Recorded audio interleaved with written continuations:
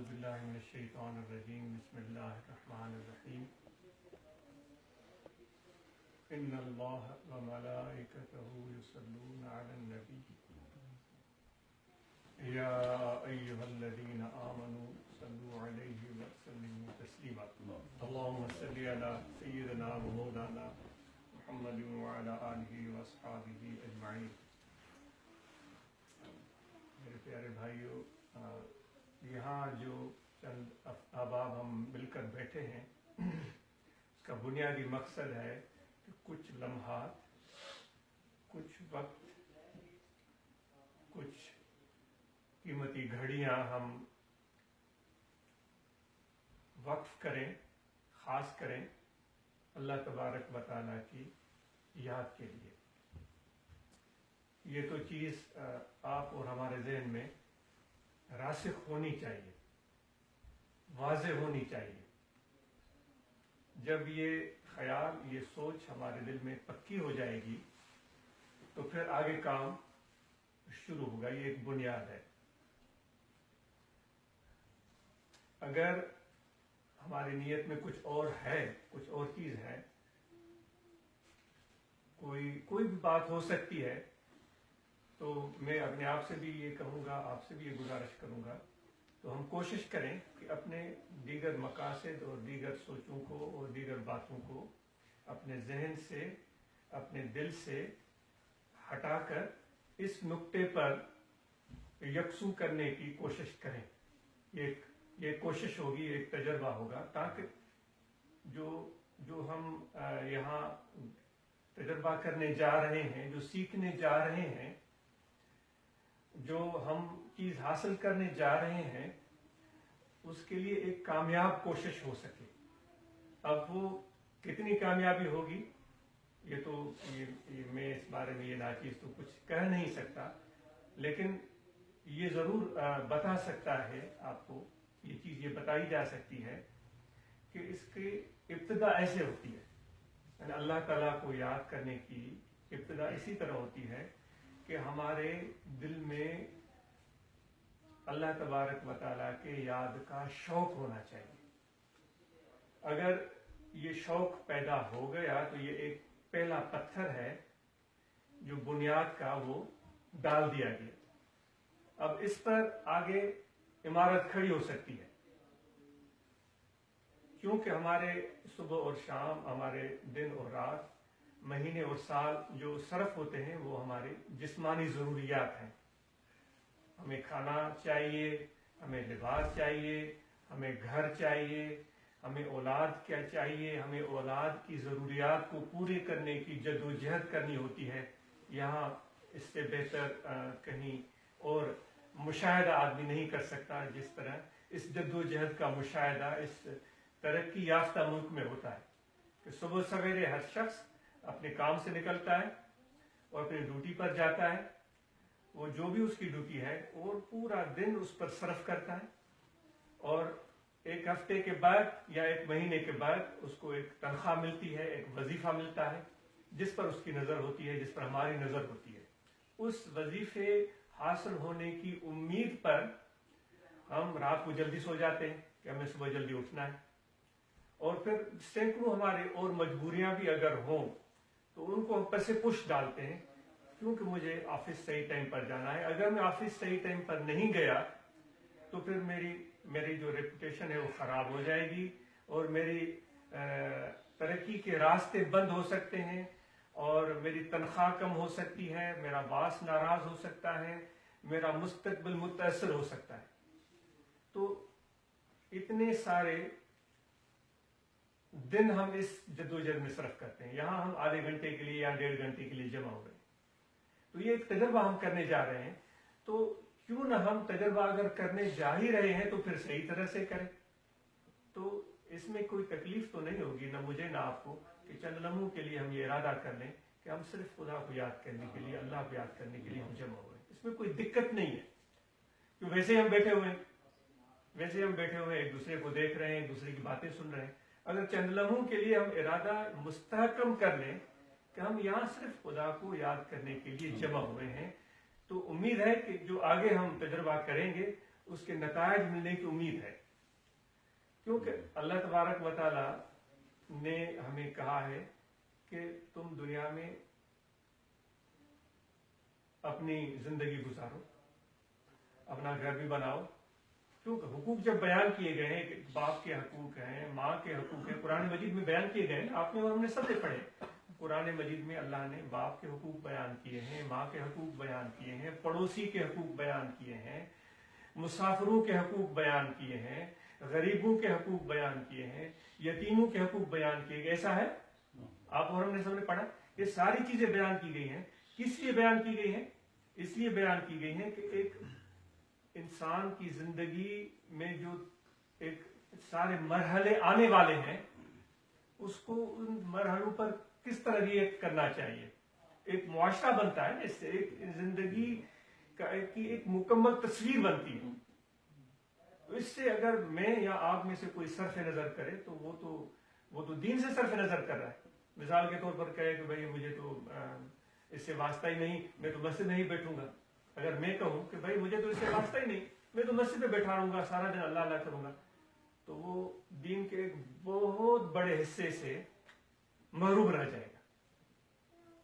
اگر کوئی کہے کہ میں جو ہے وہ مسجد میں نہیں جاؤں گا، میں بازار میں بیٹھا رہوں گا، تو وہ عبادت یا خدا کے یاد یا اللہ کی بندگی، حالانکہ خدا کی بندگی کے لیے تو اللہ تعالیٰ نے اتنی آسانی فرمائی ہے کہ تم جہاں بھی کھڑے ہو جاؤ اور نیت کر لو تو خدا تمہارے ساتھ ہے. فَأَيْنَمَا تُوَلُّوا فَثَمَّ وَجْهُ اللَّهِ، جس طرح بھی رخ کرو گے خدا کو تم پاؤ گے.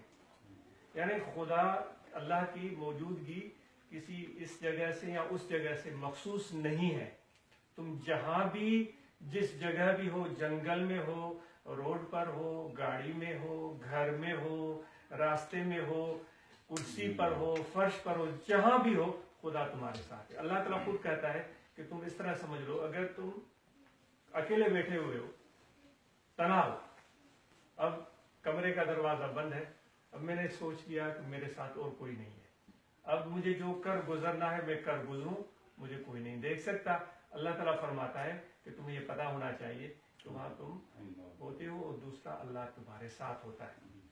پھر اللہ تعالیٰ فرماتا ہے کہ تم دو ہو، میاں بیوی ہو، یا دو دوست ہو، یا دو بھائی ہو، یا دو بہنیں ہیں، یا ایک بیچنے والا ہے دوسرا خریدنے والا ہے. آپ کہہ رہے ہیں ہم دو ہی ہیں اور کوئی بھی نہیں ہے. اللہ تعالیٰ فرماتا ہے تم صرف دو نہیں ہو، تیسرا میں اللہ تمہارے ساتھ ہوں. اسی طرح پھر 4 کا ذکر کیا گیا، پھر 5 کا ذکر کیا گیا. یعنی کہ خدا کی موجودگی تو ہر جگہ ہر حال میں ہمارے ساتھ ہوتی ہے. یہ نہیں کہا گیا ہے کہ جب تم اچھی حالت میں ہو، جب تم اچھے لباس میں ہو، جب تم کسی خاص مقام پر ہو تو پھر خدا تمہارے ساتھ ہوگا، یا لوگ تمہاری تعریفیں کریں کہ بھائی یہ بڑا بزرگ ہے، یہ بڑا ولی ہے، یہ بڑا کامل ہے، پھر خدا تمہارے ساتھ ہوگا. یا بہت پڑھا لکھا ہے پھر تمہارے ساتھ خدا ہوگا. یا بہت بڑا عالم ہے، بڑا اچھا واعظ کر سکتا ہے، لوگ واہ واہ اش کر اٹھتے ہیں تو پھر تمہارے ساتھ خدا ہوگا. یا بڑا مفتی ہے، فتوائیں پہ فتوا صادر کرتا جا رہا تو پھر خدا تمہارے ساتھ ہوگا. اور یا یہ کہا گیا ہو کہ تم جاہل ہو اس لیے خدا تمہارے ساتھ نہیں ہوگا. تمہارے کپڑے اچھے نہیں ہیں تو خدا تمہارے ساتھ نہیں ہوگا. یہ نہیں کہا گیا تمہارے گھر میں صفائی نہیں ہے اس لیے خدا تمہارے ساتھ نہیں ہوگا. اس طرح قرآن مجید میں نہیں کہا گیا ہے. یہ کہا جا رہا ہے جیسے بھی ہو، جس حال میں بھی ہو، لوگ تمہیں اچھا سمجھتے ہیں یا اچھا نہیں سمجھتے، تمہارا اپنے بارے میں کیا خیال ہے، اس سے بھی قطع نظر اللہ تعالیٰ فرمایا تمہارے ساتھ میرا رشتہ ہے. ایسا ہے یا نہیں؟ ایسا ہے یا نہیں؟ خدا کہہ رہا ہے کہ میرا تمہارے ساتھ رشتہ ہے، تو اس رشتے کے ناطے میں تمہارے ساتھ ہوں. تو اس چیز کا یقین ہمارے دل میں آنا چاہیے. اس میں کوئی عذر معذور ہمیں نہیں کرنا چاہیے، ہمیں شرمندگی نہیں کرنی چاہیے کہ بھائی میں تو گناہگار ہوں، میرے کپڑے صاف نہیں ہیں، اور جو ہے وہ میں جو ہے فلاں میری عادت ہے، میں فلاں کام کرتا ہوں، یا مجھ سے وہ غلطی ہوتی ہے تو اس لیے خدا تو میرے ساتھ نہیں ہوگا. یہ ہماری اپنی سوچ ہے. خدا کا یہ مزاج، مذاق اور ارادہ قرآن مجید میں جو ہمیں بتایا گیا ہے وہ نہیں ہے. بلا تفریق کے ہر ایک کے ساتھ خدا ہوتا ہے، اور اس کا احساس ہمارے دل میں ہونا چاہیے. تو میں عرض کر رہا تھا کہ پہلا پتھر یہ ہے کہ ہمارے دل میں اس لمحوں کے لیے خیال آنا. بات لمبی ہو جائے گی، معذرت خواہ ہوں، کہ پہلا ہی ہمیں دل میں یقین آنا چاہیے کہ یہ چند لمحے ہم اپنے رب کو یاد کرنے کے لیے جمع ہوئے ہیں، اور جو باتیں ہیں وہ کچھ لمحوں کے لیے اپنے دل و دماغ سے ہم ہٹا دیں. پوری طرح یہ نیت اور ارادہ پکا کر لیں، اور پھر اپنے دل کو خدا کی یاد میں مشغول کرنے کی کوشش کریں، کیونکہ جو دیگر سوچیں ہمارے دل میں آتی ہیں وہ اثر ڈالتی ہیں. اپنے دل کو آپ اس طرح سمجھیں جس طرح ایک بہت بڑی ندی ہو، یا ایک بہت بڑا پانی کا ذخیرہ کرنے کے لیے ایک پول بنا ہوا ہے، یا کوئی جھیل ہے. جھیل سب سے بہترین لفظ جو ذہن میں آ رہا ہے وہ جھیل ہے، اور وہ جھیل پانی سے لبالب بھری ہوئی ہے. اب اس جھیل میں ہم پانی کو دیکھ رہے ہیں. آپ نے نظارہ کیا ہے جھیل کا کتنا خوبصورت ہوتا ہے، اور پھر اس کا ماحول جو آس پاس ہو وہ بھی صاف ہو، تو اس کا اثر کتنا دل پر بہترین پڑتا ہے. اس جھیل پر آپ کھڑے ہیں، آپ اس جھیل کو دیکھ رہے ہیں. اب جھیل میں بالکل سکون ہے. یہ جھیل کی ایک کیفیت ہو گئی. یہ کیفیت آپ محسوس کریں کتنی پیاری کیفیت ہوتی ہے. اب دوسری کیفیت جھیل کی آ جاتی ہے. اس جھیل میں ہم ایک بہت بڑا پتھر پھینکتے ہیں. پتھر پھینکنے سے پانی کے چھینٹے اڑتے ہیں، اور اس میں مد و جزر پیدا ہوتا ہے، لہریں بنتی ہیں. تو وقتی طور پر وہ جھیل بے قرار ہو جاتی ہے. ایسا ہے، بے قرار ہو جاتی ہے، اور وہ جو اس کی اصل صورت تھی وہ تبدیل ہو جاتی ہے. اگر کوئی صاحب ذوق ہو، شاعر ہو، اور حسن کائنات کو وہ محسوس کر سکتا ہے. تو بہت سارے لوگ آئیں گے، وہ پتھر پہ پتھر پھینکے جائیں گے، پتھر نیچے اس کے جو اس کی زمین ہے وہ پتھروں سے بھر جائے گی. اس میں ڈبے پھینکیں گے، اس میں جو ہے غلاظت اور کچرا پھینکیں گے. وہ ان لوگوں کا مزاج ہے. وہ اپنی مزاج کے اثرات جھیل پر بھی انہوں نے مرتب کر دیے. وہ جھیل کا سارا ماحول خراب ہو گیا. جھیل کی خصوصیت کیا ہے کہ اس میں سکون، اور ہلکی ہلکی اگر ہوا بھی چلے تو اتنے پیار سے چلے کہ اس کے پانی میں مد و جزر پیدا نہ ہو. کیونکہ بہتے ہوئے پانی کی خوبصورتی الگ ہوتی ہے. یہ تو میں کھڑے ہوئے پانی کی بات کر رہا ہوں، ایک جھیل کی بات ہو رہی ہے. تو ہمارا اور آپ کا دل، وہ اس کو ذرا سا تصور کرے، وہ ایک جھیل کی طرح ہے.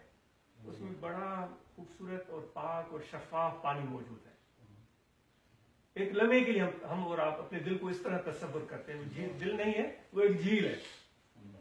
اب اس جھیل میں اگر اور سوچیں ہم ڈالیں گے، بھائی میری دنیا کے کام بھی ہیں نا سینکڑوں، میرے بچوں کے کام بھی ہیں جو مجھے پتا ہے، میرے اور چیلنجز بھی ہیں دنیا میں سینکڑوں ہیں جو یہاں سے اٹھنے کے بعد میں ان میں جت جاؤں گا، مجھے کرنا پڑے گا. تو وہ جو آگے کل آنے والے کام ہیں، یا جو گزشتہ کل میں کام کر چکا ہوں، ان کو اگر میں یاد کروں گا تو پھر ایسے جیسے جھیل میں پتھر گرا رہا ہوں. سمجھ میں آ رہی ہے بات آپ میں؟ وہ اس کی جو شکل ہے وہ کچھ سے کچھ بنتی جا رہی. اس وقت اس دل کو ایک جھیل کے مانند تصور کرتے ہوئے اس کو یہ سمجھنا ہے کہ اس میں خدا کے نام کے علاوہ اور کچھ بھی نہیں ہے.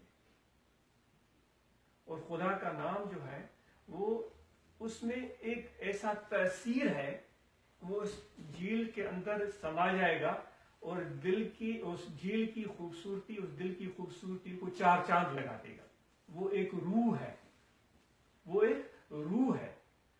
روح جسم میں جب ہوتی ہے اس کے اندر اور خوبصورتی آ جاتی ہے. ورنہ تو لکڑی کے کٹ پتلی بنا دیں، بہترین سے بہترین لباس اس کو پہنا دیں، اور زیورات بھی اس کو، ایک بات سے بات لمبی ہو جائے گی. ایک چھوٹے سا واقعہ، ہمارے ہم سندھ سے تعلق رکھتے ہیں، تو ایک لوک کہانی ہے. ہمارے پرانے لوگ وہ بتاتے تھے، وہ کہتے تھے کہ بھائی، وہ شاید مجھے پوری بات بھی یاد آئے یا نہ آئے، بچپن کی سنی ہوئی. 3 لوگ تھے، وہ ایک ساتھ جا رہے تھے. ایک لکڑہارا تھا، ایک درزی تھا، تیسرا سنار تھا، اور چوتھا درویش تھا. 4 لوگ تھے. وہ جا رہے تھے تو ان کو رات جنگل میں پڑ گئی. میں اس قصے کو مختصر کروں گا، کیوں اس لیے بیان کر رہا ہوں تاکہ وہ تھوڑی معنویت پیدا ہو جائے اور آپ کو بات سمجھنے میں آسانی ہو جائے. وہ جا رہے تھے تو انہوں نے سوچا کہ رات کو ہم یہاں سو رہے ہیں، یہاں جنگل ہے، ڈاکو بھی ہوں گے، چور بھی ہوں گے اور وحشی جانور بھی ہوں گے، تو ہمیں اپنی حفاظت کرنی چاہیے. تو ایک جاگے گا، 3 سوئیں گے، تاکہ وہ خبردار رہے، کوئی نقصان پہنچانے والی چیز ہو تو انہوں کو اٹھا سکے. تو سب سے پہلے باری آئی لکڑہارے کی. لکڑہارا کیا تھا؟ وہ کارپینٹر تھا، ترخان جس کو بولتے ہیں، لکڑہارا نہیں ترخان. تو جب وہ جاگنے لگا تو اس کے ساتھ سارا ساز و سامان تھا. ہنرمند لوگ ہوتے ہیں یہاں تو بڑی اچھی چیز دیکھیے کہ ہر شخص کو ہنر آتا ہے. ہم جو نئے آئے ہوئے لوگ ہیں وہ اپنے آپ کو بڑا ہی اس معاملے میں پیچھے پاتے ہیں. یہاں جو پہلے سے رہنے والے لوگ ہیں ان کو سب ہنر آتے ہیں. یہ بہترین چیز ہے اور جس کو دیکھ کر دل خوش ہوتا ہے کہ بھائی اس کو پلمبنگ بھی تھوڑی بہت آ رہی ہے اور تھوڑی وہ کارپینٹری بھی آ رہی ہے، الیکٹریشین بھی ہے. یہ زبردست چیز ہے جو ہمارے ملک میں مفقود ہے. تو وہ کارپینٹر کی جب باری آئی تو اس نے کہا میں بیٹھ کر کیا کروں گا، میں نظر بھی رکھتا ہوں، یہ بڑی لکڑی پڑی ہوئی ہے، میں اس پر اپنا ہنر آزماتا ہوں. تو ایک پہر اس کو جاگنا تھا، اس نے لکڑی کو پکڑا اور اس پر اپنی آری بھی چلائی، رندا بھی چلایا، سب کچھ ہنر آزمایا. ایک شکل سی بنا دی، ایک پتلا سا بنا دیا، بڑا خوبصورت. وہ پتلا بنا کے اس نے رکھ لیا. اس طرح اس کا ٹائم بھی گزر گیا اور اس نے پہرا بھی دیا اور ڈیوٹی بھی بسر انجام دی. اب اس کے سونے کی باری آ گئی تو درزی کو اس نے اٹھا دیا. درزی جب اٹھا تو اس کے پاس بھی کپڑا بھی تھا اور سوئی بھی تھی، سب چیزیں تھی. اس نے بڑی خوبصورت مورتی بنی ہوئی ہے، بھائی کمال کا کام اس نے کیا ہے، تو میں بھی اپنا ہنر کیوں نہ آزماؤں. اور بات سے بات نکلتی جا رہی ہے، معذرت ہے. تو اس نے کیا کیا، سوئی نکالی، کپڑا نکالا اور اس نے اس مورتی کا بڑا خوبصورت لباس بنا دیا. اس مورتی کو اس نے کپڑے پہنا دیے. وہ جیسے اس کو بٹھایا تو ایسے ہی نظر آ رہا تھا کہ جیسے کوئی انسان بیٹھا ہوا. اس نے اس کو بٹھا دیا، یہ سو گیا. اب سنار کو اس نے اٹھا دیا. سنار اٹھا، اس نے کہا واہ بھائی واہ، یہ کیا ہو گیا، اس جنگل میں اتنی اچھی چیز بنا دی ان لوگوں نے اور اس کو کپڑے پہنا دیے ہیں، تو میں بھی بیٹھا ہوا ہوں تو میں بھی اپنا ہنر کیوں نہ آزماؤں. تو اس نے اپنے پوٹلی سے زیورات نکالے، اس مورتی کو زیورات پہنا دی. تو اس کو اور بھی خوبصورتی اس کی نکل آئی، اس کو 4 چاند لگ گئے. سبحان اللہ. اب یہ سو گیا. یہ ایک کہانی ہے، ایک مثال ہے. پتہ نہیں وہ جس سیاق و سباق میں بات ہو رہی تھی اس بات کو میں پکڑ بھی سکوں گا یا نہیں. تو آخر میں جب وہ سو گیا تو آخر میں ایک درویش آدمی ان کے ساتھ تھا، اس کو اس نے اٹھا دیا. ایک کہانی ہے، یہ کوئی حقیقت نہیں ہے. ایک رومی صاحب جس طرح کہانیاں بتاتے ہیں اس طرح ایک کہانی ہے. تو درویش جب اٹھا تو اس نے سبحان اللہ، یہ تو ایک بنی بنائی مورتی پڑی ہوئی ہے. تو اس نے کہا واہ میرے مولا، یہ تو ان لوگوں نے، انسانوں نے تو کمال کر دیا ہے. بالکل ایک ایسا پتلا بنا دیا ہے جس کو کپڑے بھی ہیں، جس کا شکل بھی ہے.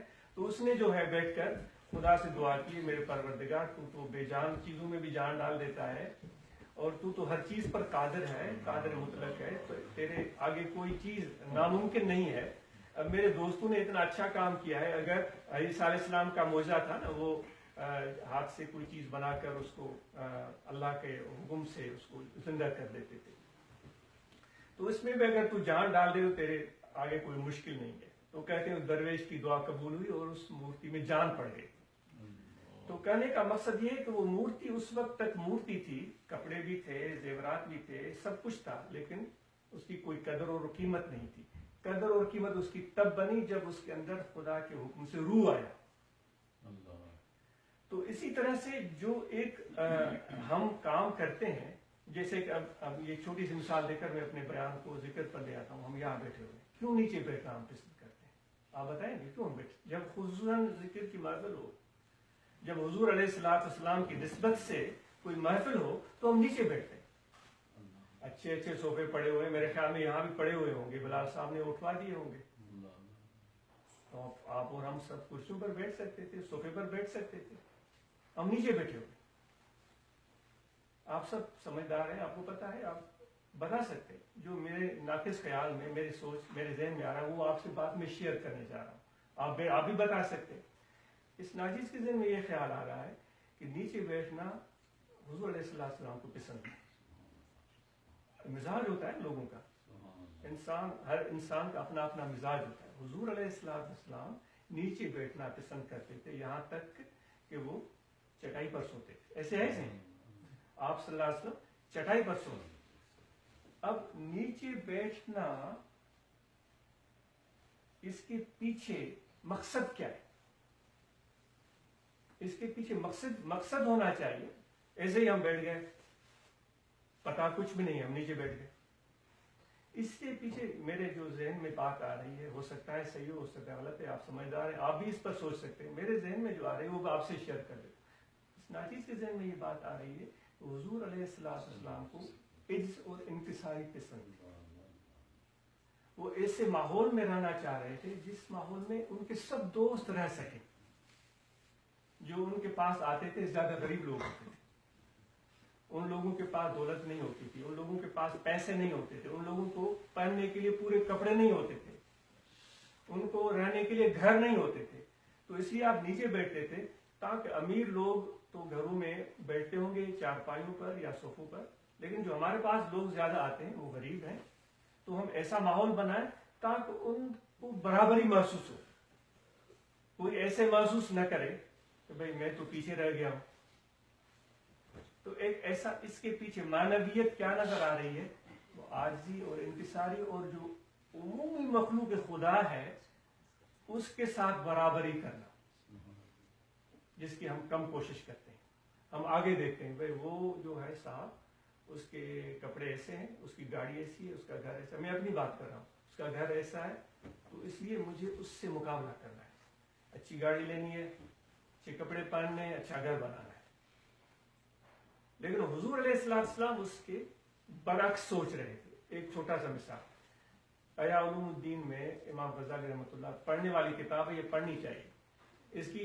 उसकी उन्होंने बहुत इख्तिसार से एक मफ़हूम बनाए, उसका नाम कीमिया सआदत रखा है। दोनों एक ही चीजें हैं, लेकिन उसको थोड़ा उन्होंने मुख्तसर किया है इमाम गज़ाली ने। पढ़ने के लिए तो बहुत सारी किताबें, सबसे कोई ना कोई रहनुमाई मिल जाती है। तो उनमें इन्होंने एक वाकया निकाला। एक दरवेश था दूसरे दरवेश के पास गया। अब इस पर कोई हंस भी सकता है, हर एक की मर्जी है, और कोई इससे माना भी निकाल सकता है। एक दरवेश दूसरे दरवेश के पास गया और वहां बर्फबारी हो रही थी। जैसे ये ठंडा मुल्क है, वो समरकंद बुखारा का मुल्क था, उसने नाम भी लिखा है। तो बाहर बर्फबारी हो रही थी और ये साहब अपने घर में अपना कुर्ता उतार के बैठे हुए थे, नंगी पीठ। तो दरवेश आया, उसने कहा कि हजरत क्या बात है, आप इतनी ठंड में आप नंगी पुष्ट करके बैठे हुए और कांप भी रहे हैं। उस दरवेश ने क्या जवाब दिया जो हमें सोच पर सोचना चाहिए। उसने कहा, कल मैं गया था यहाँ फला बाजार के हिस्से में, तो वहां मैंने बहुत सारे लोग देखे इस सर्दी के आलम में, वो बेचारे सड़क पर बैठे हुए थे। उनको न बिस्तर था, न उनके पास कोई ठिकाना था, और न उनके पास पहनने के लिए पूरे कपड़े थे। मुझे बहुत दुख हुआ, मेरे दिल ने चाहा कि मैं उनको कपड़े दिलवा दूं, लेकिन मेरे पास इतने पैसे नहीं थे, मेरे पास इतने कपड़े नहीं थे। मेरे पास ये एक ही कुर्ता है जो मैंने पहना हुआ था। अब ये एक कुर्ता जो है मैं किसी एक को दे सकता था, सबको तो नहीं दे सकता था। तो इसलिए मैं उनके गम का मदावा नहीं कर सका, उनकी मदद नहीं कर सका, इसलिए मुझे शर्मिंदगी हो रही है। तो अब मैंने ये दिल में सोचा, पता नहीं सही है या गलत, मैंने दिल में सोचा कि उनकी तकलीफ जो है वो मैं खुद महसूस करूं, उस तकलीफ में उनका साथी बन जाऊं। जो शिद्दत सर्दी की वो बाहर महसूस कर रहे हैं, मैं भी महसूस करूं, ताकि मैं भी उन जैसा बन जाऊं। तो मैं उन जैसा बनने की कोशिश कर रहा हूं। अब इसके पीछे जो मकसद है समझ गए आप लोग? तो दोस्तों, ये हुजूर अलैहिस्सलाम जो नीचे बैठते थे, मेरा ख्याल है, हो सकता है गलत हो, नीचे बैठते थे तो वो उन जरूरतमंद ऊपर बैठने से मना नहीं है, सोफे पर बैठने से मना नहीं है, लेकिन हुजूर, मेरा ख्याल है हुजूर अलैहिस्सलाम ये सोचते थे जो सबसे गरीब और मिस्कीन लोग जिस तरह घरों में रहते हैं उनके साथ बराबरी की जाए, ताकि उनके लिए कोई शर्मिंदगी, कोई परेशानी, कोई तकल्लुफ न हो। इसी तरह बेशुमार चीजें हैं जो जिन पर जिक्र किया जा सकता है। एक छोटी सी एक बात मैंने अर्ज की जिस पर मैं जरूर अपने बच्चों के साथ भी गुफ्तगू करूंगा, घर जाकर खुद भी गौर करूंगा, और आपको भी इसकी दावत फिक्र है कि आप इस पर सोचें। तो वो नीचे बैठने के पीछे दो चीजें आ गई, एक तो आजिज़ी, दूसरा गरीब लोगों, जो जरूरतमंद, जो पसमानदा लोग हैं उनके साथ बराबरी करना। जरूरी नहीं है कि हम सब लोग इसी तरह करें, लेकिन कम से कम इसका एहसास हमारे दिल में होना चाहिए। वो इस तरह वो कहते हैं कि जो भेड़ होती है, भेड़ सिंधी में कहावत है, वो सिंधी में कहावत जो होती है वो उसी जुबान में ही कही जाती है, लेकिन ये नाचीज कोशिश करता है कि उसका तर्जमा करे। भेड़ जब घास खाती है उसका पेट भरता है, तो वैसे आपने देखा सबसे सुस्त तरीन जानवरों में से एक भेड़ भी है, आपने देखा होगा, सुस्त तरीन जानवरों में से एक भेड़ भी है। जब वो घास खाती है उसका पेट भर जाता है, तो कहते हैं कि फिर उसमें भी चुस्ती आती है, फिर वो छोटे छोटे जो टीले होते हैं उस पर जंप लगाने की कोशिश करती है, फिर वो गिर जाती है। उस सिंधी में कहावत है, उसका तर्जमा करना मेरे लिए उर्दू में मुमकिन ही नहीं है, लेकिन एक वो जो उसका मफहूम है वो आपके सामने। यानी कि जब इंसान का पेट भरता है तो फिर अपनी असलियत भूल जाता है। भेड़ को पता है कि मैं कमजोर हूं, चलने में ढीली डाली हूं, मैं जंप नहीं लगा सकती। बकरी जंप लगा सकती है, भेड़ के लिए जंप लगाना आसान नहीं है, लेकिन चूंकि उसका पेट भरता है तो फिर वो भी जंप लगाने की कोशिश करती है। तो दोस्तों, हमारा भी पेट भरे तो उस भेड़ की तरह जंप न लगाएं, हम औरों का ख्याल करें कि और लोगों का हाल क्या है। तो इसके पीछे अगर हम ऐसे ही नीचे बैठ गए, इसकी मानवीयत का हमें पता नहीं है, तो ये बैठना फिर भी अच्छा है। लेकिन आपका क्या ख्याल है, अगर हमें इसकी मानवीयत का पता है, इसके पीछे रूह क्या है, नीचे बैठने के पीछे रूह क्या है, मकसद क्या है, अगर हम और आपको इस चीज का पता है, तो इस नीचे बैठने का मजा कुछ और होगा, वो मजा रूहानी होगा। आप कहते हैं रूहानी क्या होता है, रूहानी क्या होता है, कहते हैं हम और आप, रूहानी क्या होता है? वो रूहानी है एक रूह की ग़िज़ा, रूह को ताजा और तवाना रखना। जिस्म की ताजगी और तवानाई गंदम, चावल, गोश्त और दूध से होती है, लेकिन हमारा रूह भूखा है। सच्ची बात में अर्ज, मैं अपने आप को आईने में रखकर देख रहा हूं, आपकी मैं बात नहीं, मैं अपने आप से बातें किए जा रहा हूं। हमारी जो रूह है ना, वो भूखी है, और उसकी भूख को हम महसूस ही नहीं करते, और ये भूखी रूह फिर हमें तड़पाती है, हमें चैन नहीं आता। फिर कभी हम कहते हैं कि इस तरफ जाएं, कभी कहते उस तरफ जाएं, कभी कहते हैं कि उस जगह जाएं। इस रूह की ग़िज़ा जो जिन चीजों से मिलती है, ये नाचीज उस तरफ आपकी तवज्जो दिलाने की कोशिश कर रहा है। अगर आप और हम चाहते हैं कि हम रूह की ग़िज़ा फराहम करें, तो आप और हम फिर रूहानी हो गए कि सिर्फ जिस्मानी जरूरियात को हम नहीं सामने रखते, अपनी रूह की जरूरियात को भी हम सामने रखते हैं। तो ये नीचे बैठने के पीछे अगर हम और आपके ज़हन में वो मानवियत है, वो मफहूम जो इसका एक मकसदियत जो इसकी है, वो अगर हमारे ज़हन में है, फिर नीचे बैठने का मजा कुछ और होगा। फिर इस नीचे बैठने से ये नहीं है कि किसी को अगर तकलीफ है घुटने में, वो खामखा नीचे बैठे, इसका हरगिज़ ये मकसद नहीं है, क्योंकि इस तरफ भी मैं आता हूँ। फिर इस नीचे बैठने की वजह से हमें एक बहुत बड़ा एक इल्म मिलेगा, एहसास मिलेगा, इंसानियत मिलेगी। वो कुरान मजीद में अल्लाह ताला फरमाता है, क़ूलू लिन्नास हुस्ना, लोगों से अच्छी तरीके से बात करो। क्या मैं अपने आप से पूछता हूँ, क्या हम लोगों से अच्छी तरीके से बात करते हैं?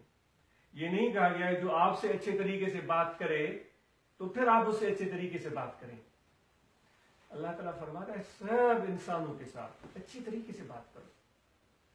यानी कि अगर कोई आपको बुरा भला कहे, अगर आपको कोई गाली गलोच दे, अगर आपकी कोई दिल आजारी करे, अगर आपको कोई तकलीफ पहुंचाए, तो उसके बावजूद भी आप उनके साथ अच्छी गुफ्तगू करें। क्या मेरे नबी इस तरह थे या नहीं थे?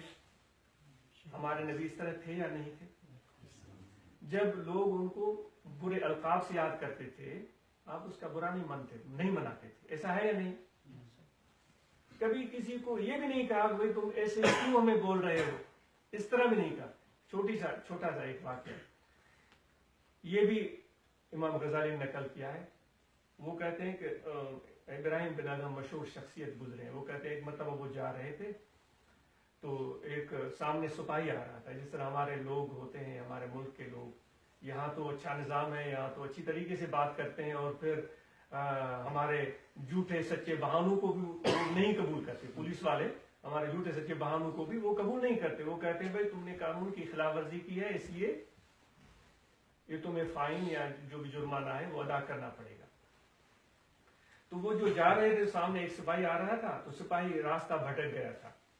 تو اس نے ابراہیم بن ادہم سے پوچھا، وہ اپنی کیفیت میں جا رہے تھے. اب جب ذکر کی بات جو ہو رہی تھی، جب اس ذکر کی کیفیت میں ہم جاتے ہیں تو اس کے اثرات کچھ اور ہوتے ہیں. وہ حضور علیہ السلام جب اس ذکر کیفیت میں جاتے تھے، وہ فرماتے تھے پھر خدا کے سوا ہمیں کچھ نظر نہیں آتا تھا. تو وہ جا رہے تھے تو اس کیفیت میں سامنے سپاہی آ رہا تھا. سپاہی نے ابراہیم بن ادہم سے کہا کہ آبادی کہاں ہے. وہ اپنی کیفیت میں جا رہے ہیں، اس نے آبادی کہاں ہے. تو اچانک وہ ان کی آواز سن کر انہوں نے آنکھیں کھولی، اس کی بات سنی تو انہوں نے کہا آبادی. تو انہوں نے قبرستان کی طرف اشارہ کیا کہ یہ آبادی ہے. تو سپاہی نے کہا یہ درویش میرے ساتھ ٹھٹا مذاق کر رہا ہے. تو اس نے دے تھپڑ مارا. تو لوگ اور گزر رہے تھے، انہوں نے ان کی بات اس صورت کو دیکھا، اس کو کہا کہ بے وقوف، یہ کوئی درویش عام درویش نہیں ہے، یہ خدا کا نیک بندہ ہے، ابراہیم بن ادہم ہے، تم نے اس کو تھپڑ مارا ہے. تو لوگ اس کو جھڑکنے لگے. تو اس نے معافی مانگی. تو ابراہیم بن ادہم ہنسنے لگے. اب روحانیت کیا ہے میں اس پر بات پر آ رہا ہوں. تو اس نے کہا کہ بھائی تم نے جب مجھے تھپڑ مارا تھا، لوگ اس کو غلط بھی کہہ سکتے ہیں، ان کو اجازت ہے، یہ ایک واقعہ ہے. جو میرے احساسات ہیں وہ میرے احساسات ہیں، جو آپ کے احساسات ہیں وہ آپ کے احساسات ہیں. تو آپ نے کہا کہ بھائی اس نے جب مجھے تھپڑ مارا تھا نا، اسی وقت ہم نے اس کے لیے جنت کی دعا کی تھی.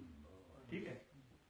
لوگوں نے کہا یہ کیسے ہو سکتا ہے، اس نے تھپڑ مارا، آپ نے اس کی جنت کی دعا کی. تو لوگوں نے کہا کہ بھائی، لوگوں سے آپ نے کہا کہ بھائی اس نے مجھے تھپڑ مارا، یہاں تو تکلیف ہوئی کہ میں نے اپنا گال سہلایا.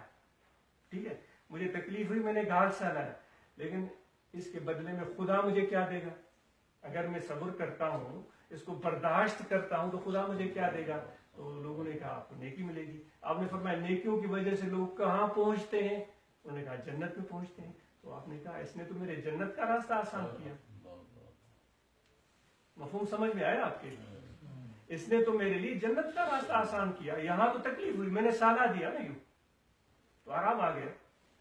لیکن آگے اگر میں دیکھوں تو اس نے میرے لیے جنت کا راستہ آسان کیا، اس نے میرے لیے جنت کا راستہ آسان کیا، تو میں نے بھی اس کے لیے جنت کا راستہ آسان کر دیا. اس کا یہ مطلب نہیں ہے کہ آپ جو تھپڑ مارے آپ تھپڑ کھاتے چلے جائیں، یہ اس کا یہ مفہوم نہیں ہے. لیکن اس کا ایک مثبت زاویہ ہے، ایک مثبت پہلو ہے جو ہم جس پر سوچنے کی کوشش کریں. تو ذکر کے لیے میں عرض کر دیتا ہوں، بات لمبی ہو گئی. جس کی پہلے شروع میں نے عرض کیا تھا کہ ہم یہاں ذکر کے لیے جمع ہوئے. سلسلہ نقش بندی ہے. اس سلسلہ نقش بندی میں ذکر خفی ہے. ذکر خفی انسان کے دل سے ہوتا ہے، اور یہ اس انسان کے دل کا مقام ہے. اور حضور علیہ السلام نے ارشاد فرمایا ہے ان فی جسد الانسان لمضغۃ اذا صلحت صلح الجسد كله واذا فسدت فسد الجسد كله الا وهي القلب. آپ صلی اللہ علیہ وآلہ وسلم نے فرمایا کہ آپ کے جسم میں، میرے جسم میں، آپ کے جسم میں، سب لوگوں کے جسم میں گوشت کا گوتھڑا ہے. آپ صلی اللہ علیہ وآلہ وسلم نے فرمایا اگر وہ ٹھیک ہو جائے تو آپ کا پورا بدن ٹھیک ہو جائے گا. اگر اس میں خرابی پیدا ہو، فساد پیدا ہو، تو پورے بدن میں خرابی پھیل جائے گی. آپ صلی اللہ علیہ وآلہ وسلم نے فرمایا کہ وہ گوشت کا لوتھڑا، آگاہ ہو جاؤ، تم سب کو پتہ ہونا چاہیے، خبردار ہو جاؤ، وہ گوشت کا لوتھڑا کچھ اور نہیں ہے، وہ تمہارا دل ہے. کہا گیا ہے کہ دل جسم کا بادشاہ ہے. جس طرف دل آتا ہے آدمی وہ کر گزرتا ہے. دل آ گیا تو پہاڑوں پر بھی آدمی چڑھ جاتا ہے. دل آ گیا تو چاند پر بھی پہنچ جاتا ہے. دل آ گیا تو سمندر میں بھی کود پڑتا ہے. ایسا ہے یا نہیں ہے؟ ایسے دل آ گیا تو کسی اچھی رنگت والے پر آ گیا تو اچھی رنگت والا پیارا ہو گیا. اس کی اچھی رنگت لوگوں کو نظر نہیں آ رہی ہے تو بھی اس پر دل آ گیا تو اس کے لیے وہ حسین ہے. وہ کہہ رہے ہیں مجنوں کی بات مشہور ہو گئی کہ بھئی لیلا پر عاشق ہو گیا ہے.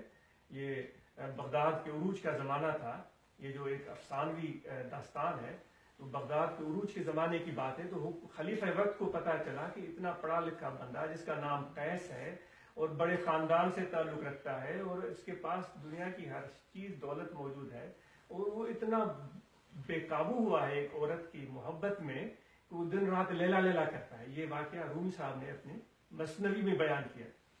تو خلیفہ وقت نے مجنوں کو بلا لیا, اس کو باہر کہا کیا ہو گیا ہے تمہیں؟ تو بھائی اس نے کہا تو لیلا لیلا کرتا ہے, کیا ہے تمہارے لیے؟ اس نے تم نے کبھی لیلا کو دیکھا ہے؟ مجنوں نے اس کو کہا تم نے کبھی لیلا کو دیکھا ہے؟ بادشاہ تھا, اس نے کہا بھائی لے آؤ لیلا کو. اب لیلا تو اس کی ریت میں تھی, مجنوں کا تو رشتہ کوئی اور تھا تو وہ لیلا کو پکڑ کر لے آئے. بادشاہ نے اپنے محل کی کھڑکی سے اس کو لیلا کو دیکھا, اس نے کہا یہ تو میری عام جو لونڈیاں ہیں اس سے بھی گئی گزری ہے, اس کی رنگت بھی تو اتنی صاف نہیں ہے, تمہیں کیا ہو گیا ہے؟ تو مجنوں نے اس کو کہا کہ بھائی خلیفہ وقت تم نے لیلا کو اپنے محل کی کھڑکی سے دیکھا ہے, لیلا کو دیکھنا ہے تو میری آنکھ سے دیکھو پھر تمہیں پتہ چلے گا. تو دل جس پر آ جاتا ہے تو وہ چیز پھر نرالی ہو جاتی ہے. تو میرے دوستو یہ جسم کا بادشاہ دل ہے. نقش بندی سلسلے میں ذکر خفی ہوتا ہے, زبان تالوں کے ساتھ چسپان رہے, توجہ دل کی طرف رہے. آپ کھڑے ہوئے ہیں, بیٹھے ہوئے ہیں, لیٹے ہوئے ہیں, بس یہ خیال, جس طرح میں نے جھیل کی صورت حال کی بات عرض کی تھی, دنیا جو ہے ہمارے جسم سے تعلق رکھتی ہے. جسم کو دنیا کے کاموں میں مصروف رکھنا چاہیے, کاروبار زندگی بھرپور طریقے سے کریں. لیکن ایک بات ہم اور میرے اور آپ کے ذہن میں رہنی چاہیے کہ حضور علیہ السلام نے فرمایا کہ جو دولت تمہیں اللہ نے عطا کی اس کو خرچ کرو, اپنے بچوں پر خرچ کرو, اپنے ماں باپ پر خرچ کرو, اپنے پڑوسیوں پر خرچ کرو, اپنے دوستوں پر خرچ کرو, اپنی ضروریات پر خرچ کرو. حضور علیہ السلام نے کس چیز سے منع فرمایا کہ ذخیرہ اندوزی نہ کرو, سانپ بن کے اس کے اوپر بیٹھ نہ جاؤ. اور لاکھوں کروڑوں جو ہے وہ جمع ہو گئے ہمارے اکاؤنٹ میں, ابھی بھی ہمیں تسلی نہیں ہو رہی ہے, ہمیں اور بھی چاہیے. یہ حضور علیہ السلام کا طریقہ نہیں تھا. آپ صلی اللہ علیہ وآلہ وسلم خوش ہوتے تھے جب چیزیں آتی تھیں, لیکن اس سے زیادہ خوش ہوتے تھے لوگوں میں بانٹ کر. ایسا ہے یا نہیں؟ ایسے آپ صلی اللہ علیہ وآلہ وسلم کوئی چیز گھر نہیں لے جاتے تھے, صرف اس قدر جتنی ان کو ضرورت ہوتی تھی, باقی چیز لوگوں میں بانٹ دیتے تھے. پھر انہوں نے باقاعدہ طبقے بنائے ہوئے تھے, بھائی کن کو دینا ہے؟ جو غریب ہیں, جو یتیم ہیں, جو نادار ہیں, جو بیوائیں ہیں, جو مسافر ہیں, جو بوڑھے ہیں, جو مریض ہیں. باقاعدہ انہوں نے یہ ایک پورا ایک طریقہ ہمیں بتایا ہوا ہے کہ اس طرح اپنی دولت کو خرچ کر. تو جسم کو دنیا کے حوالے کر دو, اس سے کوئی منع نہیں, لیکن دل جو ہے یہ ہمارے جسم سے الگ ہے, اس کی دنیا ہی الگ ہے. کس طرح دنیا الگ ہے؟ آپ لگے ہوئے ہیں اپنے آفس میں, آپ کمپیوٹر پر بیٹھے ہوئے ہیں اور اپنے حساب کتاب کر رہے ہیں. کہ آپ کا دل اس کمپیوٹر کے حساب کتاب میں ہوتا ہے یا نہیں ہوتا؟ اکثر و بیشتر اس میں نہیں ہوتا, دل کہیں اور ہوتا ہے. تو ہمارے مشائخ سلسلہ نقشبندیہ کے کہتے ہیں کہ اس دل کی دنیا الگ ہے, جسم کی دنیا الگ ہے. دل کی دنیا کو آباد کرنے کی کوشش کرو اللہ کے یاد کے ساتھ, محبت کرو اپنی ذات سے بڑھ کر اللہ کے ساتھ. یہ ایک مشغلہ ہے جو آپ کو اور ہمیں ملے گا, اور مثبت مشغلہ ہے.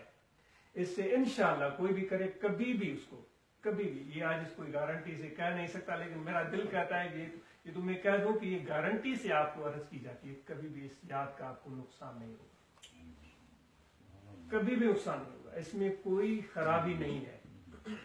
چاہے نان مسلم بھی ہو نا, اس کو بھی کوئی نقصان نہیں ہوگا. بھلے وہ خدا میں یقین نہیں رکھتا, اگر وہ بھی یہ ذکر کرے نا اس کو بھی نقصان نہیں ہوگا, بلکہ مجھے امید واثق ہے اس کو فائدہ ہوگا. کیا فائدہ ہوگا؟ اس کو سکون ملے گا, اس کو حوصلہ ملے گا, اس کی امید بڑھے گی, اس کی مشکلاتیں آسان ہوں گی, اس کے راستے کھلیں گے, اس کو ترقیاں ملیں گی. اس لیے آپ سب سے گزارش ہے, یہاں چل کر آنے کا اور کوئی مقصد نہیں ہے. یہ آج مشہور ہے ان دوستوں کا جنہوں نے ایسا موقع فراہم کیا، چند لمحوں کے لیے ہم مل بیٹھے اور اس نیت سے مل بیٹھے۔ وہ کہتے ہیں کہ یوسف علیہ السلام کو جب بیچا جا رہا تھا مصر کی بازار میں تو سب لوگ پہنچ گئے تھے، قرآن مجید کا واقعہ ہے، بڑے بڑے امیر آ گئے تھے اور انہوں نے بڑی بڑی قیمتیں لگائی تھیں۔ حضرت یوسف علیہ نبی علیہ السلام جو بڑے عظمت والے خدا کے پیارے نبی ہیں، سبحان اللہ، ان کا کیا عالیشان قصہ قرآن مجید میں اللہ نے بیان کیا ہے، اور کس طرح ایک انسان پر مشکلاتیں آتی ہیں اور کس طرح مرحلے آتے ہیں اور کس ثابت قدمی سے ان کو ایک انسان جیلتا ہے اور آگے بڑھتا ہے۔ یوسف علیہ السلام کے قصے میں یہ سارے مرحلے، محبت بھی ملے گی، عشق بھی ملے گا، آزمائشیں ملیں گی، تکلیفیں ملیں گی، آپ پڑھ کر تو دیکھیں۔ اور قرآن مجید میں اللہ تعالیٰ فرماتا ہے کہ اس سے بہتر تو کوئی قصہ ہے ہی نہیں، احسن القصص کہا گیا۔ تو جب وہاں لوگ آئے تھے تو سب نے خریداری کی کا ارادہ کیا تھا۔ مولانا رومی صاحب فرماتے ہیں کہ ایک بڑھیا بھی آئی ہوئی تھی، اس نے سوتر ہاتھ میں پکڑا ہوا تھا، چند دھاگوں کی ایک چھوٹا سا ایک گٹھڑی تھی اس نے ہاتھ میں پکڑی ہوئی تھی۔ تو بڑھیا کو لوگ کہنے لگے کہ یہ بڑھیا، یہ یہاں لوگ آئے ہوئے ہیں سونے کے انبار لے کر اور وہ بڑی اشرفیاں اور دینار اور درہم لے کر، یہ تم سوتر لے کر آئی ہو، اس کی قیمت چند پیسے بھی نہیں ہے، اس سے کیا خاک تمہیں یوسف ملے گا؟ تو بڑھیا نے کہا تھا کہ مجھے یوسف ملے نہ ملے، لیکن میں اس بازار میں آ گئی ہوں، اس نیت اور ارادے سے آ گئی ہوں کہ میں بھی اس خریدنا چاہتی ہوں، کم از کم یوسف کے خریداروں کی نام کی لسٹ میں میرا نام بھی تو آ جائے گا نا۔ بھائی ہم گناہ گار، بدکار، سیاہکار کچھ بھی ہے، آپ بڑے اچھے نیک اور بہترین ہیں، میں اپنی بات عرض کر رہا ہوں، کتنے بھی گناہ گار، لیکن یہاں جب بیٹھے ہیں اتنے سارے لوگ بیٹھے ہوئے ہیں اور اس نیت سے بیٹھے ہوئے اللہ کا ذکر کرنا چاہتے ہیں، اگر یہ ناجیز بھی یا کوئی اور اس میں شامل ہو گیا تو خدا کے ذکر کرنے والوں کی لسٹ میں اس کا نام بھی آ گیا۔ یہ کم کامیابی ہے؟ اس کو آپ کیا سمجھتے ہیں؟ کوئی یہ عام بات ہے؟ یہ بہت خاص بات ہے، لیکن اس کی سمجھ ہونی چاہیے۔ وہ سندھی میں اردو میں کہتے ہیں کہ بھائی حلوہ کھانے کے لیے بھی منہ چاہیے، یہ اتنی بڑی بات ہے۔ تو آپ اور ہم خوش قسمت ہیں، خدا نے چاہا، اللہ نے چاہا تبھی یہ ہمیں موقع ملا۔ تو اس لیے ذکر قلبی کریں، دل کی طرف رکھیں، کھڑے ہیں، بیٹھے ہیں، لیٹے ہیں، سوئے ہیں، جاگے ہیں، ہر مرحلے میں کام دنیا کے کرتے رہیں، لیکن دل کی دنیا کو اللہ تعالیٰ کے ذکر سے آباد کریں، کیونکہ اللہ تعالیٰ فرماتا ہے لا یسعنی ارضی ولا سمائی ولیکن یسعنی قلب عبدی المومن، حدیث کے الفاظ ہیں۔ حضور نے روایت کیا کہ اللہ کہتا ہے، ایک حدیث ہوتی ہے نا، وہ صحابہ بتاتے ہیں کہ حضور نے کہا، یہ حضور علیہ السلام فرماتے ہیں کہ میں روایت کرتا ہوں، یہ خدا کہہ رہا ہے۔ اللہ کیا کہہ رہا ہے کہ میں زمینوں میں نہیں سماتا، مجھے زمینوں مت ڈھونڈو، میں آسمانوں میں نہیں سما سکتا، مجھے آسمانوں مت ڈھونڈو، مجھے پہاڑوں میں، دریاؤں میں، سمندروں میں مت ڈھونڈو، میں اگر کسی جگہ سما سکتا ہوں، وہ میرے بندے، اے انسان تیرے دل میں سما سکتا ہوں، مجھے انسان کے دل میں ڈھونڈو، میں وہاں تمہیں ملوں گا۔ تو یہ ذکر قلبی اس وجہ سے ہم عرض کرتے ہیں تاکہ اس میں اللہ کی یاد آ جائے تو یہ خدا سے محبت سے آباد ہو جائے۔ اس کے لیے کوئی وضو کا شرط نہیں، کوئی پاکی کا شرط نہیں، جسم کی پاکی، کپڑوں کی پاکی، کوئی بھی شرط نہیں، کسی بھی مکتب فکر سے تعلق ہو، کوئی بھی اس کا عقیدہ ہو، کوئی بھی اس کا کام ہو، صرف اس کو سادہ سی بات عرض کی جاتی ہے کہ وہ چلتے بیٹھتے کھاتے پیتے یہ مشق کرے، اللہ اللہ اللہ اللہ اللہ اللہ، یہ خیال رکھے۔ زبانی سے میں نے تو اللہ کا نام زبان سے لیا نا، تو یہ زبانی ذکر ہو گیا، یہ خیال سے ذکر ہوگا اور اس کا تعلق دل سے ہے۔ یہ تھوڑی مشق کرے نا تو یہ خیال کا جو سلسلہ ہے وہ ذکر سے بند جائے گا۔ پھر جب بھی آپ دل کی طرف دیکھیں گے تو آپ کو اللہ تبارک و تعالیٰ یاد آئے گا، اور اس کی یادگیری سے آپ کو حوصلہ ملے گا، آپ کو ہمت ملے گی، کیونکہ آپ کو یہ پتہ چلے گا کہ میرے دوست مجھے چھوڑ سکتے ہیں، میری اولاد مجھے چھوڑ سکتی ہے، میرے بھائی مجھے چھوڑ سکتے ہیں، دنیا مجھے چھوڑ سکتی ہے، ہر چیز مجھے چھوڑ سکتی ہے، لیکن خدا مجھے نہیں چھوڑتا، کیونکہ وہ میرے دل میں بستا ہے۔ समझिए ये कितनी बड़ी कामयाबी है। वज़्कुरुल्लाह कसीरन लअल्लकुम तुफ्लिहून, बस तुम अल्लाह को बहुत ज्यादा याद करो ताकि तुम कामयाब हो जाओ। ये कामयाबी का रास्ता। वो सैदी कहता है दादेम तुरा अज गंज मकसूद निशाने मान रसीदेम शायद तू बरसी। सैदी कहता है मैंने एक बड़े पते की बात तुम्हें बता दी है, मैंने एक बड़े खजाने का रास्ता तुम्हें बता दिया है, मैं तो नहीं पहुंच सका, शायद आप पहुंच जाए। रास्ता सही है, रास्ता पक्का है, पहुंचेगा वही जो इस रास्ते पर चलेगा और इस्तिकामत से चलेगा। तो ये कल भी जिक्र है, आप खड़े बैठे लेटे सोए जागे हर वक्त जिक्र का ध्यान दिल में रखें। अल्लाह अल्लाह अल्लाह अल्लाह, ये दिल से जिक्र होगा, जुबान से इसका वास्ता ही नहीं है। मैं तो इसलिए कर रहा हूं ताकि आप दिल की तरफ ध्यान करें और दिल के अंदर जो एक यादें हैं उनकी बजाय खुदा के इस्म को दिल में पक्का रखने की कोशिश करें। तो ये ख्याल तवज्जो से होगा। और अल्लाह ताला फरमाता है जिस वक्त तुम मुझे याद करते हो मैं उसी वक्त तुम्हें याद करता हूँ। तो इसमें कोई शक नहीं, रत्ती बराबर भी शक नहीं। जो खुदा ने कहा उससे बढ़कर कोई सच्ची बात नहीं है। खुदा ने कहा जब तुम मुझे याद करते हो मैं तुम्हें याद करता हूं। तो बस आज हमें यकीन करना चाहिए कि हमें इस वक्त खुदा याद कर रहा है। यहाँ बैठे हुए हम सब लोगों को आज खुदा याद कर रहा है। क्यों हमें यकीन है? क्योंकि हम इस वक्त खुदा की याद की बातें कर रहे हैं और अल्लाह को याद कर रहे हैं। ये खुदा को हमारा याद करना ये इस चीज की अलामत है, खुदा हमें याद कर रहा है। इस पर कोई फख्र नहीं होना चाहिए कि मैं कहूँ मैं तो बड़ा जाकिर बंदा हूँ, वो तो याद ही नहीं करता। इससे हमें कोई सरोकार नहीं होना चाहिए। पता नहीं जिसको मैं कह रहा हूँ वो खुदा को याद नहीं करता, अल्लाह को उसकी कोई और अदा पसंद है। वो तो जिस पर वो अल्लाह खुद कहता है अल्लाह यज्तबी इलैहि मन यशा। अल्लाह कहता है मेरी मर्जी में जिससे दोस्ती कर दो। ठीक है, तो हम और आप कौन होते हैं कि हम खुदा को ये बताना चाहें कि तू इससे दोस्ती कर उससे दोस्ती न कर। तो कभी भी किसी को कम नहीं समझना चाहिए, क्योंकि हमारा ताल्लुक तसव्वुफ से है, सूफिया से है। तो उन्हीं की बातें मैं अर्ज करता हूँ और ये हमारे सोचों में, हमारे रवियों में, हमारे दिलों में ये बसी हुई हैं ये चीजें। वो लूली लंगड़ी आदि पूरी जैसी भी है। वो सैदी कहता है, वो शहाबुद्दीन सरवर्दी के मुरीद थे, कहता है कि मेरे मुर्शिद ने मुझे दो ही बातें बताई थी और बात ही खत्म हो गई। वो सैदी किसके मुरीद थे? शहाबुद्दीन सरवर्दी के। मरा पीर दानाए रोशन शहाब दो उन्दुर्ज फरमूद बर रूए आब, यके आंख बरखेश खुद भी मबाश दिगर आंख बरगैर बदबी मबाश। जब मैं उनसे इजाजत ले रहा था कि हुजूर मैं अब जा रहा हूँ, मुझे कुछ बता दें, तो उन्होंने मुझे दो बातें कही। एक ये कहा कि कभी अपने आप को अच्छा मत समझना और कभी किसी और को बुरा मत समझना। बस। तो इसलिए मेरे भाइयों ये बड़ी लंबी दौड़ है। हम दो कदम उठाते हैं वो खरगोश की तरह और समझते हैं हम दौड़ जीत गए हैं और फिर हम सो जाते हैं भाई मैं तो जीत गया हूँ। ऐसे नहीं है भाई, लंबी दौड़ है। ये एक दो छलांगे मारने से ये दौड़ नहीं जीती जा सकती। तो इसलिए अपनी अपनी अपनी आखिरी दम तक कोशिश करनी है। तो जिक्र करें, ये आप सबको दावत है। कलम और अंगुल रखकर आपको आखिर में इजाजत दी जाएगी और इंशाल्लाह इसका फायदा होगा। और थोड़ा मुरादबा क्या करें, सुबह शाम जब भी टाइम मिले, भले कुर्सी पर हो, चारपाई पर, चंद लम्हों के लिए आंखें बंद कर लें और जुबान तालू के साथ लगाएं और दिल की तरफ तवज्जो करें। दिल में सुकून हो, और सुकून का मतलब ये है कि और कोई याद ना आने पाए, कोई दुख, कोई गम, कोई बात, कोई कुछ भी नहीं, कोई रिश्ता, कोई नाता, कोई दोस्ती, कुछ भी नहीं। बस एक अल्लाह की याद हो 2 मिनट के लिए, 5 मिनट के लिए।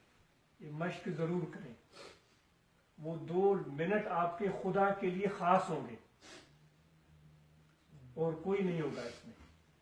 हुजूर अलैहिस्सलाम ने इरशाद फरमाया ना कि वो एक लम्हा हम पर ऐसे गुजरता है जब मैं होता हूँ और मेरे साथ मेरा खुदा होता है और कोई तीसरा नहीं होता। तो ये वही कैफियत है कि जब आप चंद लम्हों के लिए यूं आंखें बंद करके दिल में तवज्जो करके अल्लाह को मौजूद समझकर और जब उसको जिक्र करेंगे, जितना भी आपसे हो सके, 30 second, 60 second, 2 minute, 3 minute, 5 minute. हमारे दरवेश, हमारे मुर्शिद तो इसके लिए ज्यादा टाइम लगाते थे। तो ہر انسان کا مزاج اور اس کی ضروریات الگ ہیں. وہ کہتے ہیں کہ بھائی ایک ہی لاٹھی سے سب کو ہانکنا یہ انسانوں کے لیے نہیں مثل صادق آتی، یہ بکریوں کے لیے صادق آتی ہے، بھینسوں کے لیے صادق آتی ہے. تو آپ خدا کی تخلیق ہیں، انسان ہیں، تو آپ سب کے لیے ایک لاٹھی نہیں ہے کہ وہ سب کو اسی سے ہانکا جائے. آپ کا مزاج الگ ہے، ان کا مزاج الگ ہے، ان کا مزاج الگ ہے، میرا مزاج الگ ہے. مقصد یہ ہے کہ خدا کو یاد کرنا ہے. پھر 2 منٹ ملیں، 5 منٹ ملیں یا آدھا گھنٹہ ملیں. اگر کوئی زیادہ ٹائم لگاتا ہے تو اس کی خوشی ہے، اگر تھوڑا ٹائم لگاتا ہے تو یہ بھی اس کی بہتر ہے. تو اس لیے کسی سے بھی اس معاملے میں مقابلہ آ رہی ہے ہی نہیں. بس آپ کو جو بھی لمحے ملیں سکون سے بیٹھ کر ذکر کریں اور اس سے انشاءاللہ آپ کو روحانیت ملے گی.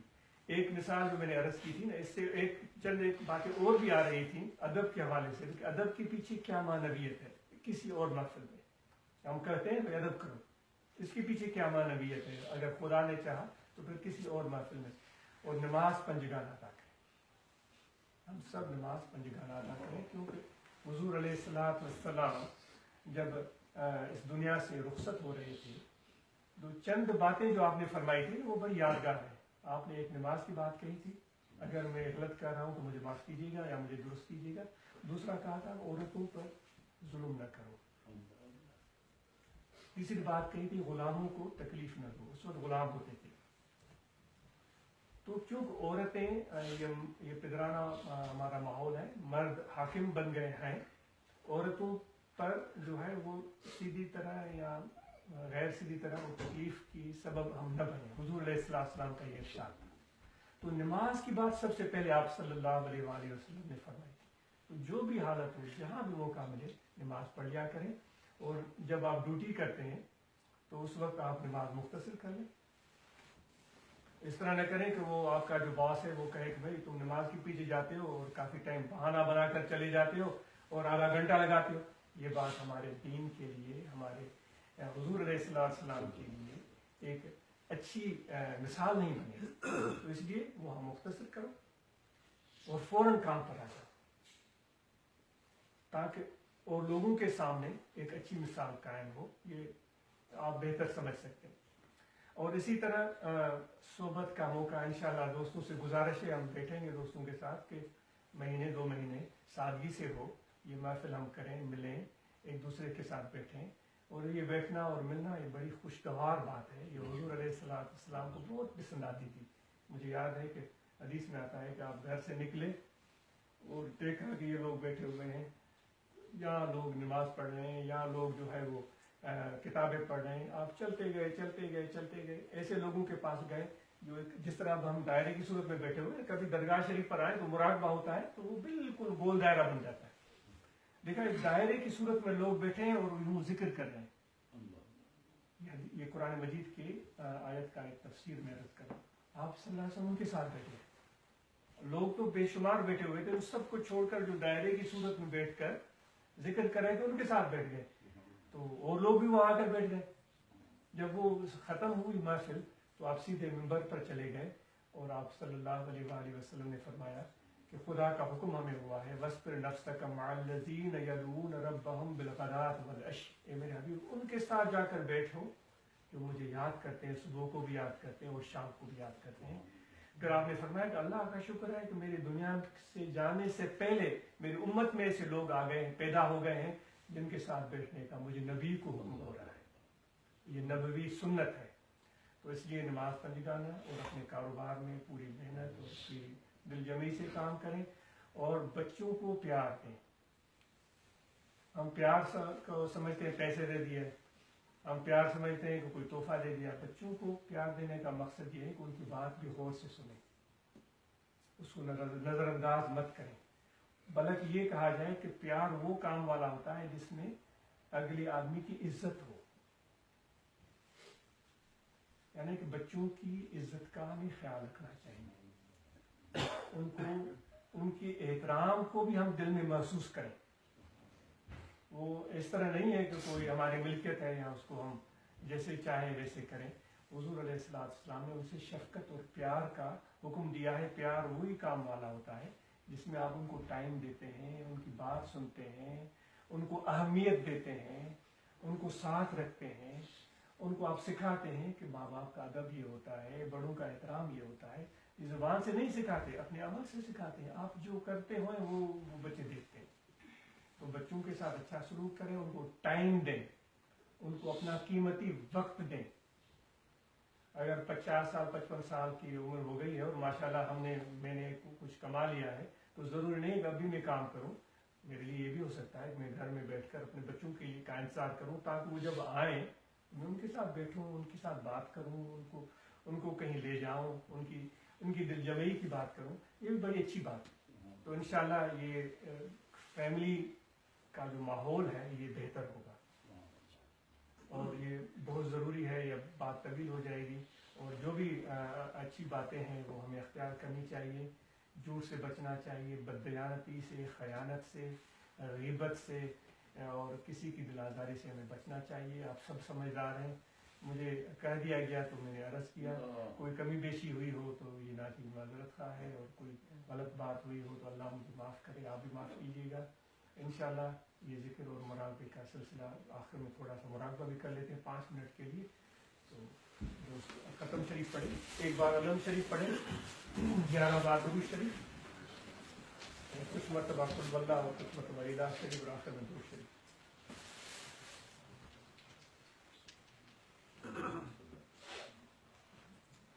اس شریف کی دعوت دی گئی تھی، یہ 24-25 نومبر کو شریف ہوگا. آپ سب دوستوں کو دلی دعوت ہے. یہ ہر سال ہوتا ہے، اور وہاں ذکر والے کا جمع ہوتے ہیں، اس سے ایک روشنی ہوتی ہے، ایک فیض اور نور ہوتا ہے. کبھی آپ کو موقع ملے ضرور آئیے گا، آپ کا گھر ہے. اور انشاءاللہ جو بھی ہو سکا آپ کی خدمت کریں گے، آپ کے آرام کا خیال رکھیں گے، آپ کو تکلیف پہنچنے نہیں دیں گے. جب بھی موقع ہو ضرور تشریف لائیں گے.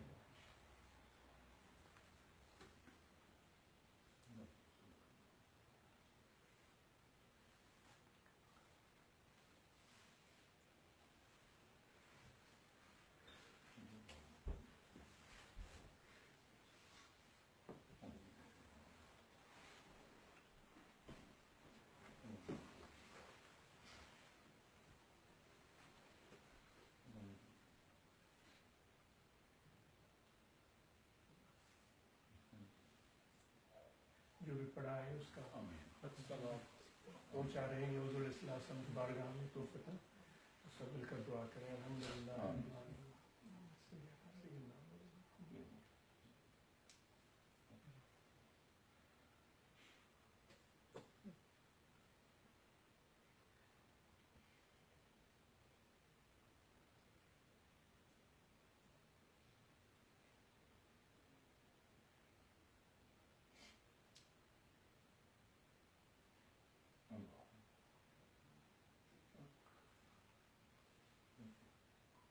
ربنا تقبل.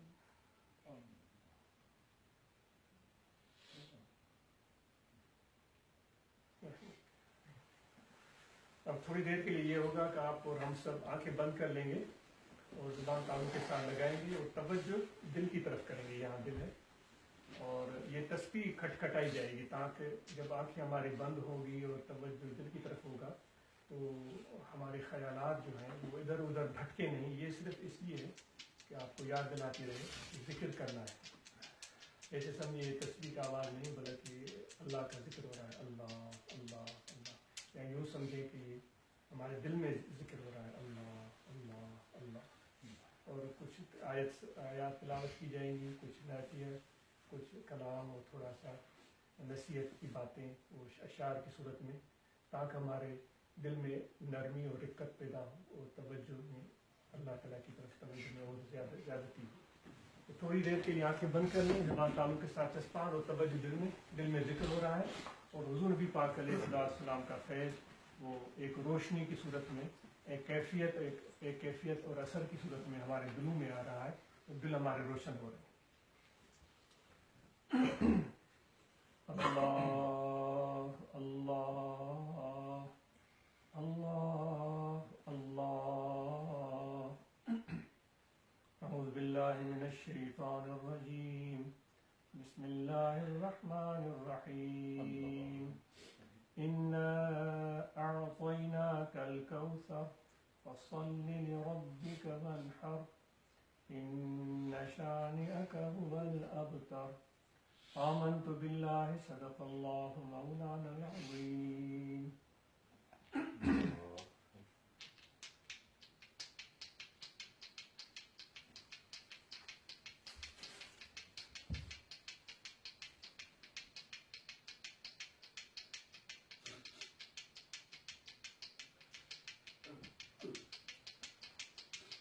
یا محمد مصطفیٰ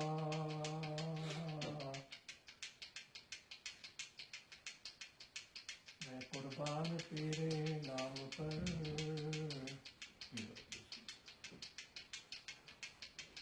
پاک سچا دین تیرا ہوں فدا اسلام پر.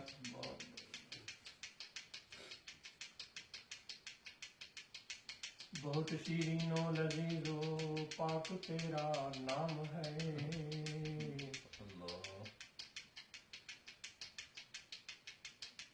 جو ادب سے نام لے لائق نام ہے.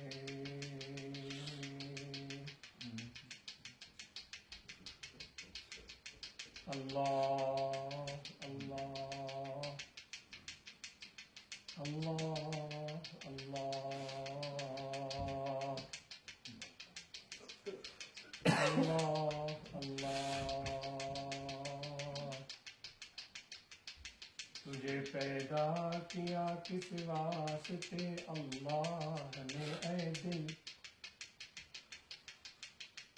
تجھے پیدا کیا کس واسطے اللہ نے اے دل، سمجھ کر بھول جاتا ہے تیری کیسی مستی ہے. ارے دل بندگی میں کس لیے کرتا تو سستی ہے،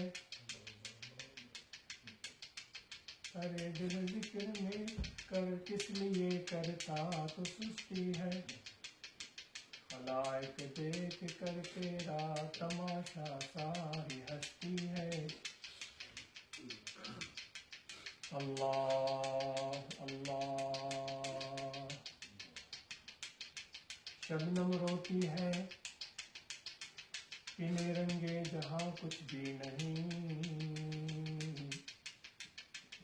اندازن ہے بلبلیں اور گل کا نشا کچھ بھی نہیں.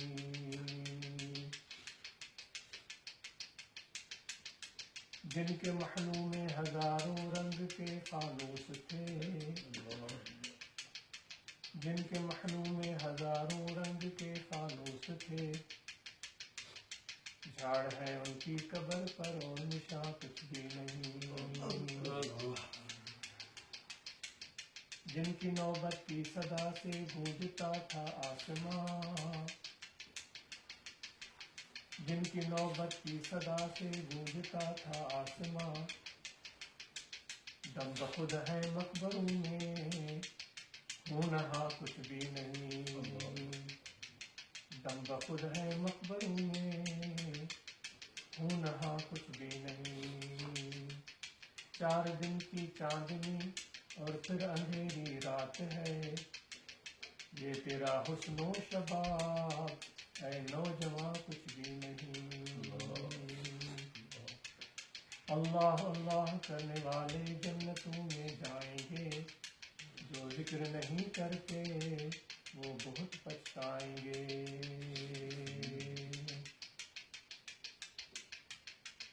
اللہ اللہ کرنے والے کی دل میں خدا کا نور ہے، جو ذکر سے غافل ہے وہ اس نعمت سے دور ہے.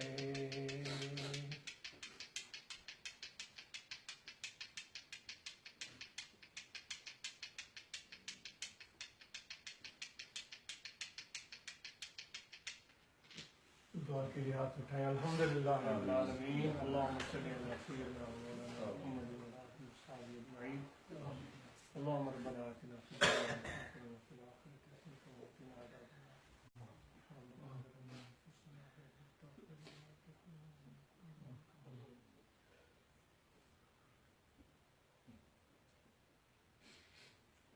ربنا تقبل منا انک انت السمیع العلیم. صلی اللہ تعالی علیہ